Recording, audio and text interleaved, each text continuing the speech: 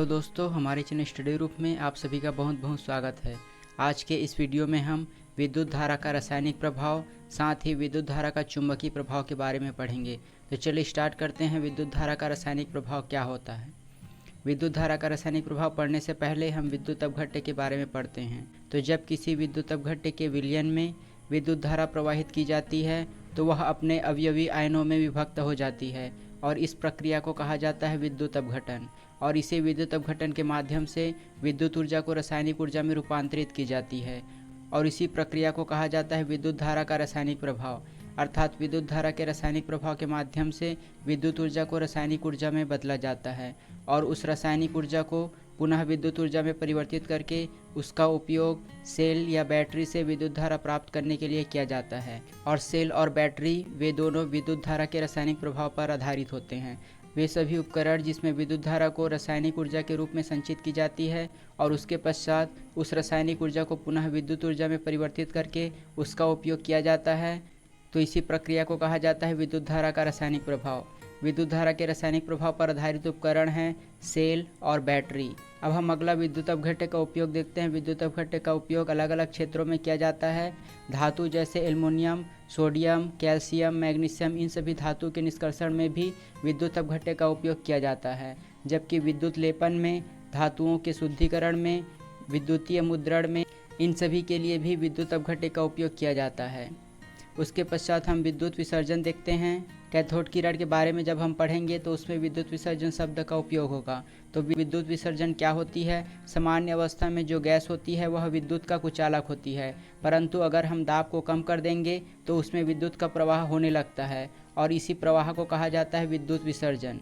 तो इसे हमें याद रखना है। विद्युत विसर्जन क्या होती है। सामान्य अवस्था में गैसें विद्युत का कुचालक होती है, परंतु अगर हम उसमें दाब को कम कर देंगे तो उसमें विद्युत का प्रवाह होने लगता है और इसी विद्युत के प्रवाह को कहा जाता है विद्युत विसर्जन। अब हम विद्युत सेल के बारे में पढ़ते हैं। विद्युत सेल विद्युत धारा के रासायनिक प्रभाव पर आधारित एक उपकरण है। विद्युत सेल में विद्युत परिपथ में दो बिंदुओं के बीच आवश्यक विभवांतर उत्पन्न करके विद्युत धारा प्राप्त की जाती है।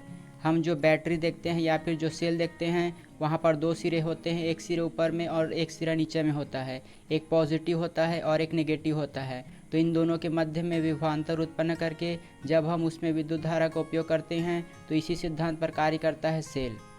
विद्युत सेल में दो छड़ का उपयोग किया जाता है जिसे इलेक्ट्रोड कहा जाता है। एक छड़ होता है एनोड जबकि दूसरा छड़ होता है कैथोड। एनोड जो होता है वह धन आवेशित होता है जबकि कैथोड होता है वह ऋण आवेशित होता है। विद्युत धारा का प्रवाह हमेशा एनोड अर्थात पॉजिटिव के माध्यम से प्रवाहित होती है। विद्युत सेल में विभिन्न प्रकार की रासायनिक क्रिया के माध्यम से रासायनिक ऊर्जा को विद्युत ऊर्जा में परिवर्तित की जाती है। अब हम देखते हैं कि सेल कितने प्रकार के होते हैं। सेल दो प्रकार के होते हैं, प्राथमिक सेल और द्वितीयक सेल। प्राथमिक सेल किसे कहा जाता है।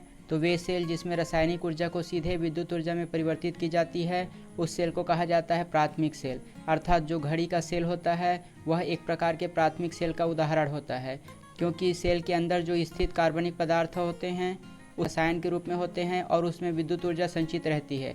लेकिन जब हम उस विद्युत का उपयोग करते हैं तो एक समय के पश्चात वह विद्युत समाप्त हो जाती है और वह निरावेशित हो जाती है। तो घड़ी का सेल जो है प्राथमिक सेल का उदाहरण होता है और एक बार उपयोग होने के पश्चात उसमें विद्युत ऊर्जा समाप्त हो जाती है अर्थात वह निरावेशित हो जाता है। तो इस सेल को पुनः आवेशित नहीं कर सकते अर्थात इसे पुनः उपयोग नहीं कर सकते। इसे केवल एक बार उपयोग किया जाता है और यह एक प्रकार का अनुत्क्रमणीय सेल होता है। अनुत्क्रमणीय सेल अर्थात अनुत्क्रमणीय अभिक्रिया हम जानते हैं कि वैसी अभिक्रियाएं जो केवल एक ही दिशा में होती है, अर्थात इस प्रक्रिया में रासायनिक ऊर्जा केवल विद्युत ऊर्जा में परिवर्तित होती है। प्राथमिक सेल में विद्युत ऊर्जा को रासायनिक ऊर्जा में परिवर्तित नहीं की जाती, अर्थात इस सेल को हम पुनः आवेशित नहीं कर सकते। अर्थात जो रासायनिक ऊर्जा है वह विद्युत ऊर्जा में परिवर्तित होती है और एक निश्चित समय के पश्चात यह समाप्त हो जाती है। तो प्राथमिक सेल के कौन कौन से उदाहरण होते हैं। प्राथमिक सेल के अंतर्गत आते हैं वोल्टीय सेल, लेक्लांसी सेल और शुष्क सेल। अब हम द्वितीयक सेल के बारे में पढ़ते हैं। द्वितीयक सेल किसे कहा जाता है। तो वह सेल जिसमें पहले विद्युत स्रोत के माध्यम से विद्युत धारा प्राप्त की जाती है और उसे रासायनिक ऊर्जा के रूप में संचित की जाती है। उसके पश्चात उस रासायनिक ऊर्जा को हम विद्युत ऊर्जा के रूप में प्राप्त करते हैं और जब उसमें विद्युत धारा पूर्ण रूप से समाप्त हो जाती है तो हम उसे पुनः चार्जिंग करके पुनः उसे आवेशित कर देते हैं और वह विद्युत ऊर्जा पुनः रासायनिक ऊर्जा में संचित हो जाती है। द्वितीयक सेल होता है उसे हम बार बार उपयोग कर सकते हैं। सबसे पहले रासायनिक ऊर्जा को विद्युत ऊर्जा में परिवर्तित करेंगे, उसके पश्चात उसे चार्जिंग करके पुनः विद्युत ऊर्जा को रासायनिक ऊर्जा में परिवर्तित करते हैं। द्वितीयक सेल को अगर हम समझना चाहें तो जो बैटरी होती है वह द्वितीयक सेल का उदाहरण होती है। अर्थात बैटरी में रासायनिक ऊर्जा होती है जिसे हम विद्युत ऊर्जा के रूप में उपयोग करते हैं, उसके पश्चात उसे पुनः आवेशित करते हैं और उसका उपयोग पुनः हम कर सकते हैं। द्वितीयक सेल में जो रासायनिक क्रिया होती है वह उत्क्रमणी प्रक्रिया होती है, अर्थात वह दोनों दिशाओं में चलती है। दोनों दिशा मतलब पहले रासायनिक ऊर्जा होती है वह विद्युत ऊर्जा में परिवर्तित होती है, उसके पश्चात हम उसे पुनः चार्जिंग करते हैं तो जो विद्युत ऊर्जा होती है वह पुनः रासायनिक ऊर्जा में परिवर्तित होती है। इस कारण इस सेल को कहा जाता है उत्क्रमणीय सेल। इसे रिचार्जेबल सेल भी कहा जाता है, इसे हम रिचार्ज कर सकते हैं। इसके उदाहरण की बात करें तो इसके अंतर्गत आते हैं सीसा संचायक सेल और बैटरी। हमें उदाहरण को याद रखना है। वोल्टेज सेल, लेक्लांसी सेल और शुष्क सेल ये सभी प्राथमिक सेल के उदाहरण हैं, जबकि द्वितीयक सेल के अंतर्गत सीसा संचायक सेल और बैटरी आते हैं। अब हम प्राथमिक सेल के अंतर्गत शुष्क सेल के बारे में पढ़ते हैं। शुष्क सेल एक प्रकार का प्राथमिक सेल होता है, अर्थात इसे पुनः आवेशित नहीं किया जा सकता। शुष्क सेल लेक्लांसी सेल सिद्धांत पर कार्य करता है। इसे हमें याद रखना है कि शुष्क सेल लेक्लांसी सेल सिद्धांत पर कार्य करता है और इसमें जो भी रसायन उपयोग होते हैं वह शुष्क अवस्था में अर्थात जो हम घड़ी का सेल देखते हैं उसमें सभी रसायन शुष्क अवस्था में होते हैं, सूखे होते हैं। इस कारण इस सेल को कहा जाता है शुष्क सेल। शुष्क सेल में कैथोड के रूप में जस्ते के बेलनाकार पात्र का उपयोग किया जाता है, अर्थात जो पात्र होता है वह जस्ता का बना होता है और यही बेलनाकार पात्र कैथोड के रूप में कार्य करता है। कैथोड अर्थात नेगेटिव होता है, जबकि एनोड होता है वह पॉजिटिव होता है। परीक्षा की दृष्टि से हमें इसे याद रखना है कि जो शुष्क सेल होता है उसमें कैथोड के रूप में जस्ते के बेलनाकार पात्र का उपयोग किया जाता है, जबकि एनोड के रूप में कार्बन की छड़ का उपयोग किया जाता है। कार्बन की छड़ मैग्नीज ऑक्साइड और कार्बन के पेस्ट से घिरी होती है। इसे हमें याद रखना है कि एनोड के रूप में कार्बन की छड़ का उपयोग किया जाता है, जबकि कैथोड के रूप में जस्ते के बेलनाकार पात्र का उपयोग किया जाता है। इसमें विद्युत अवघट्ट के रूप में अमोनियम क्लोराइड का उपयोग किया जाता है। इन तीनों बिंदुओं को हमें याद रखना है। कैथोड, एनोड और विद्युत अवघट्ट के रूप में किसका उपयोग किया जाता है। साथ ही इसमें कुछ मात्रा में जिंक क्लोराइड का पेस्ट मिलाया जाता है। जिंक क्लोराइड का पेस्ट क्यों मिलाया जाता है? क्योंकि जो लुगदी होती है विद्युत अवघट्ट उसकी आर्द्रता को बनाए रखने के लिए जिंक क्लोराइड हम पेस्ट के रूप में मिलाते हैं, और जब यह सेल पूर्ण रूप से अनावेशित हो जाता है तो इस अनावेशण की स्थिति को कहा जाता है सल्फेटिक। इसके पश्चात हम सीसा संचायक सेल के बारे में पढ़ते हैं। सीसा संचायक सेल एक प्रकार के द्वितीयक सेल का उदाहरण है, अर्थात सीसा संचायक सेल को हम पुनः आवेशित करके उसका उपयोग बार बार कर सकते हैं। इसमें जो पात्र होता है वह कांच का बना होता है। कांच के बने होने के कारण इस सेल को कहा जाता है सीसा संचायक सेल।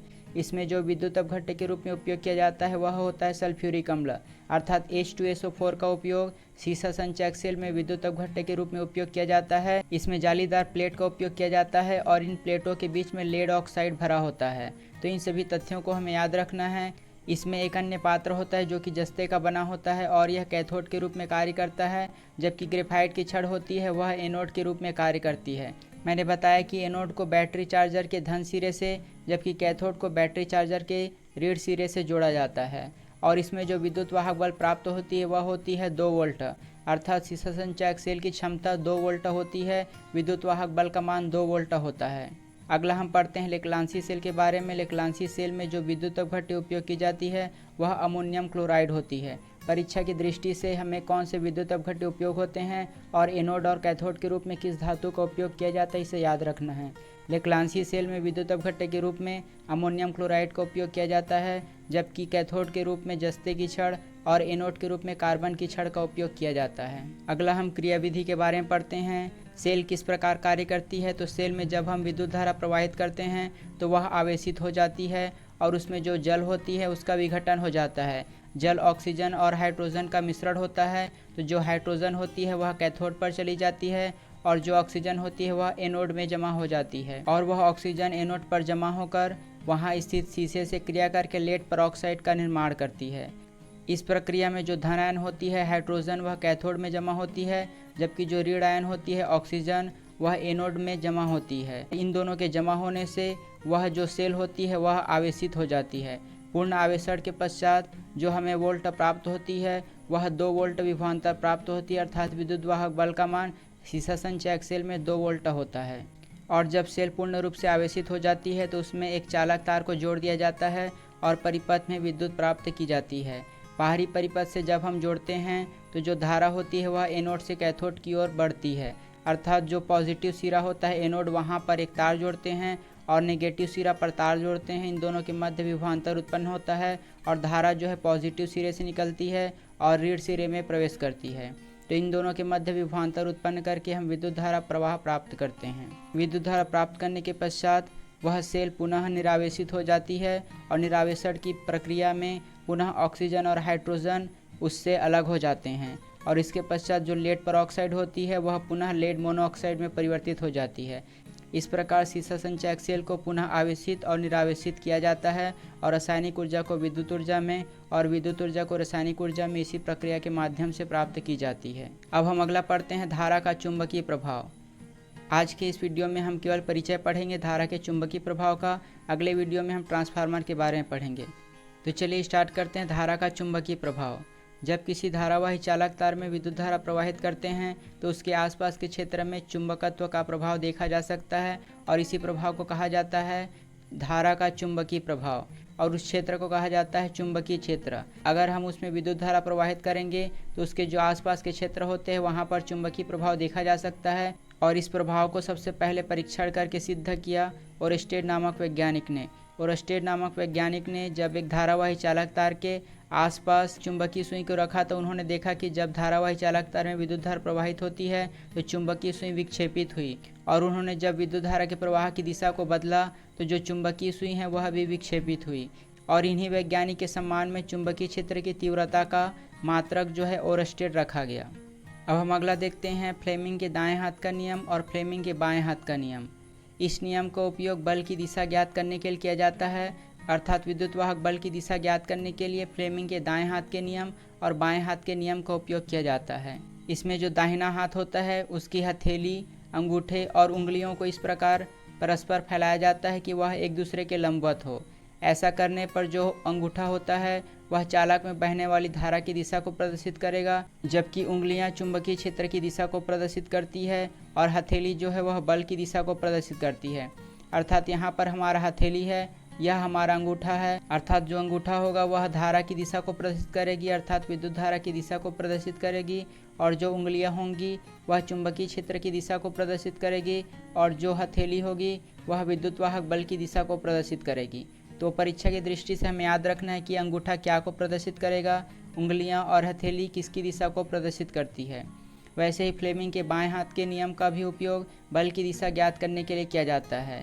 इसमें अंगूठा, तर्जनी और मध्यमा के माध्यम से इन तीनों के मध्य में संबंध बताया जाता है। अगर हम अंगूठा, तर्जनी और मध्यमा को इस प्रकार फैलाएं कि वह एक दूसरे के परस्पर लंबवत हो, ऐसा करने से तर्जनी होगी वह चुंबकीय क्षेत्र की दिशा को प्रदर्शित करेगी, जबकि मध्यमा विद्युत धारा की दिशा को प्रदर्शित करेगी और अंगूठा है वह विद्युत वाहक बल की दिशा को प्रदर्शित करेगी। तो इसे हमें याद रखना है कि कौन सी उंगली किस क्षेत्र को प्रदर्शित करती है। तर्जनी चुंबकीय क्षेत्र को, मध्यमा विद्युत धारा की दिशा को और अंगूठा जो है बल की दिशा को प्रदर्शित करेगी। इन दोनों का उपयोग बल की दिशा ज्ञात करने के लिए किया जाता है। आज के लिए बस इतना ही। अगले वीडियो में हम ट्रांसफार्मर, विद्युत मोटर, इन सभी की क्रियाविधि और संरचना के बारे में पढ़ेंगे। तो अगर आपको हमारी ये वीडियो अच्छी लगी और आगे भी ऐसे ही और वीडियो पाना चाहते हैं तो हमारे चैनल को सब्सक्राइब कीजिए और बगल का नोटिफिकेशन बेल भी ऑन कर दीजिए ताकि हमारे द्वारा डाली गई सारी वीडियो आप तक पहुँचे सबसे पहले। धन्यवाद।